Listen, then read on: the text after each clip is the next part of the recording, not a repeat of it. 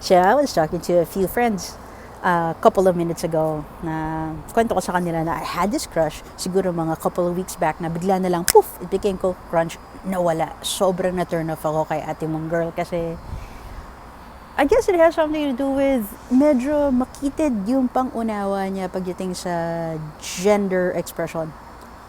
So, when I say medyo makitid, it's like pag butch ka, dapat sa femme ka lang nagkakagusto. Something like that.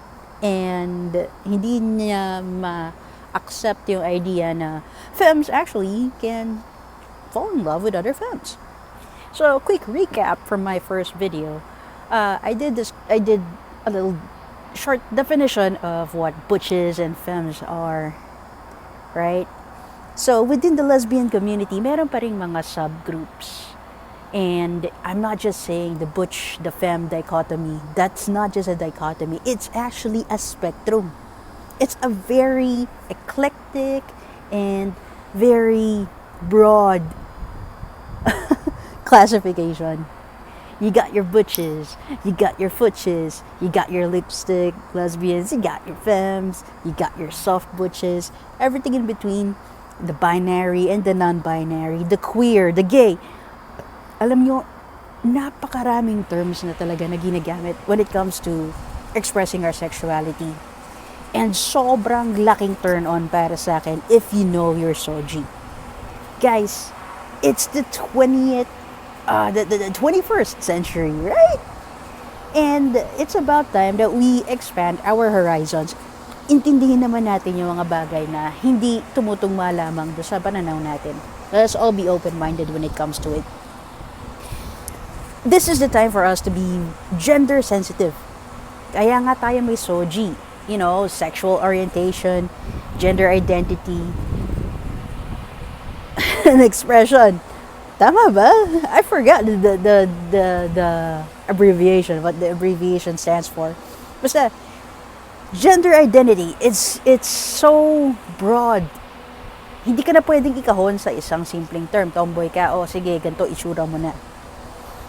Siguro, what I could add to what I mentioned doon sa una kong video is, in my short stay here in the US, I've been exposed to a few gay, or the gay culture, I should say.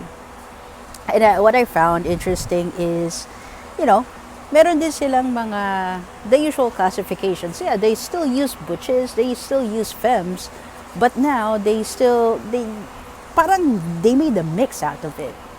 So, instead of butches, now they use the term studs.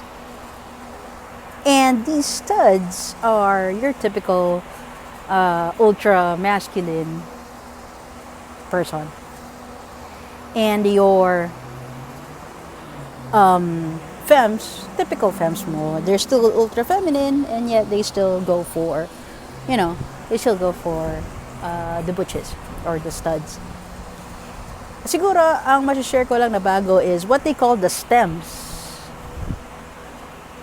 Noong una ko na-encounter yung term na to, naisip ko, maybe they're soft butches. Pero the way I see these stems, or my observation, is they're more of leaning towards the androgynous side. Ito yung hindi mo masabing babae ba siya o lalaki. These are the stems. Ayan. So that's one of the new things that I've learned here. And I guess there's something different with the way they use the term top and bottom. Usually, pag sinabi mong top and bottom sa atin, mga Pinoy, we take it as, something sexual. Pero dito, when they say top, you're more dominant in the relationship. And if you're in the bottom, you're more submissive. Literally, dominant and submissive. I kind of see how toxic it could be, pero that's how it works. And a top can be femmes, can be studs, can be stems, and bottoms can be studs, stems, and femmes.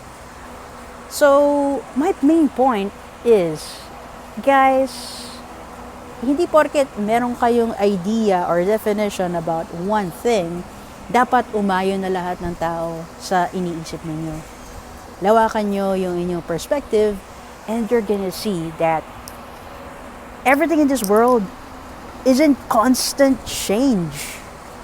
And in order for you to survive, dapat go with the flow ka rin. You have to always have an open mind and be receptive to change. So, dagdag kaalaman lang naman. Hope you guys have a good day. Medyo palubog na yung araw on my side of the world. So, I guess, till next time. Love and peace, y'all.